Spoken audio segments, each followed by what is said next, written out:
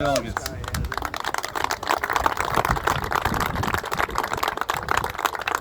Hey, good morning, everyone.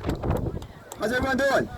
It is so good to see all of you, to be outside here with all of you enjoying this beautiful weather and this amazing piece of nature that we have right here in this middle of Fairfax County. So I want to thank all the Lake Lake Park organizations and the homeowners associations and all the volunteers for being here today. Jennifer and Julie and everybody else who put this together, thank you so much. My name is Keam. I have the honor of representing many of you in this area in the General Assembly in the House of Delegates. But more importantly, I speak to you as a neighbor. I live just up the street here, you know, with Sutton and Courthouse Road. There's a four-way stop sign there and the blinking stop sign next to Oakton High School. I live on that corner. So this is my neighborhood. I come here along with the Nottoway Park, and a few times a year, and I actually try to jog. I do jog through this area, and I can tell you how relief it is to come to a park like this in an open space in the middle of a traffic congestion in the metropolis that we live here. But I also speak to you as a parent.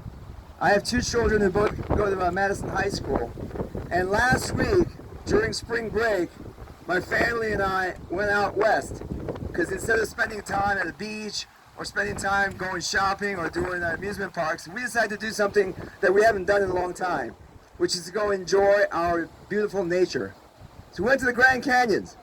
And folks, Grand Canyons have been around for a long, long time, but it's only been 100 years since our government, our federal government, had the foresight to designate it as a national treasure. So the National Park Service has designated the Grand Canyon, along with all the other national parks, as a treasure for at least 100 years now. That is the reason why my family and your family are able to go and enjoy the parks today. 100 years ago, imagine if instead of having Ted Roosevelt and others having the foresight and the vision of saying, let's protect this and conserve this, if they said, you know what, we can build a swimming pool here, we can build a resort here, we can build highways, we can build dams, and we can build a lot of pipelines that go through and bring gas and fossil fuels so that other parts of the country can have all the economic development they wanted. If they had made that decision, where would we be today? We would not have an iota of green land that we can enjoy because our government and those that support the government made the wrong decision. So folks, here's a simple equation. If you want to save Blake Lane, you have the power to do so. Not the government, not some business, not some developer, not a bunch of bureaucrats sitting around trying to figure out a math problem with the school crowding. You, the people, have to express what your values are.